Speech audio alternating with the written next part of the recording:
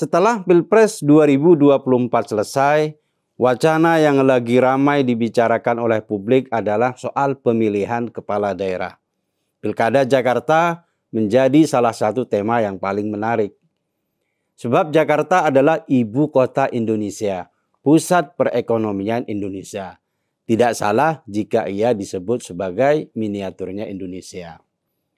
Maka peristiwa politik yang terjadi di Jakarta akan menjadi peristiwa nasional karena dia dianggap sebagai etalasenya Indonesia.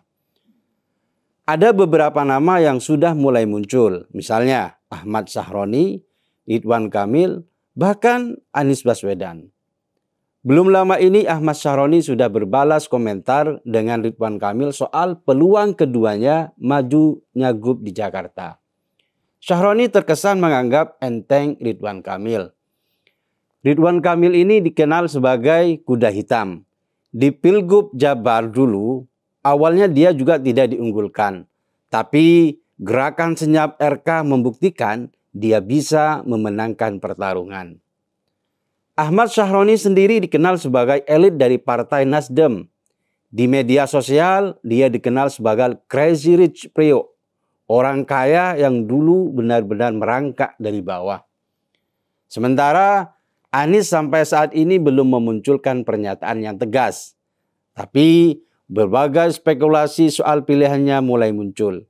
Misalnya pengamat politik Adi Prayitno yang menilai kalau Anies maju nyagup Jakarta lagi itu akan mendowngrade dirinya sendiri. Bos lembaga survei parameter politik Indonesia ini menyebutkan Anies harus menjadi tokoh sentrum dan menjaga stamina politiknya. Sebab Anies sudah maju nyapres tempo hari. Jika dia maju juga di Pilgub Jakarta, itu tandanya level pertarungannya Anies menurun. Sebenarnya pernyataan Prayitno itu masuk akal. Karena meski Anies populer di Jakarta, level pertarungan Anies itu sudah tingkat nasional. Jika Anies memaksakan diri untuk tetap maju sebagai cagup Jakarta, itu dapat dianggap sebagai sikap oportunis.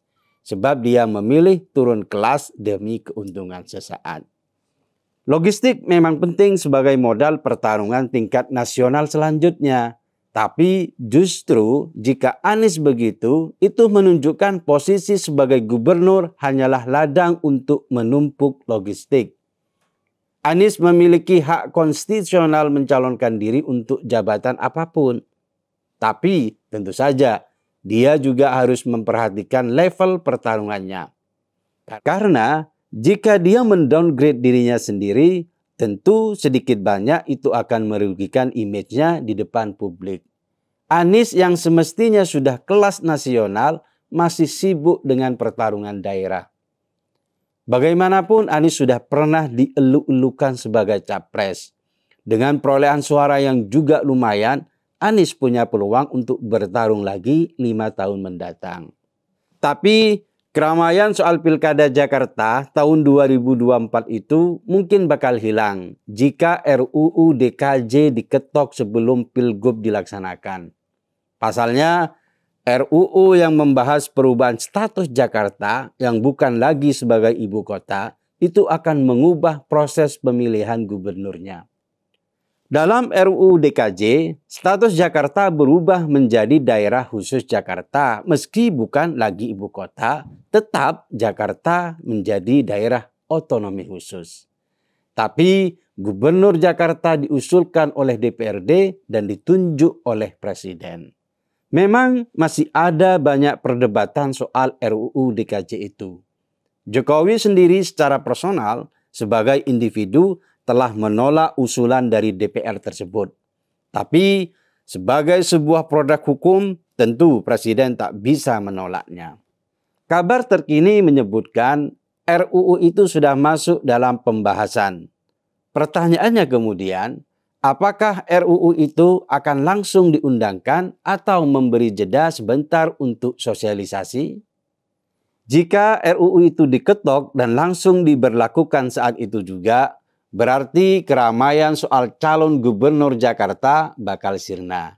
Dan jika Anies sudah terlanjur mewacanakan untuk maju saat itu, tentu malah akan menambah malu dirinya.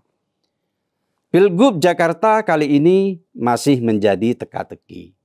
Jikapun itu benar-benar dilangsungkan tahun ini, satu-satunya orang yang mendapatkan beban mental tambahan adalah Anies Baswedan.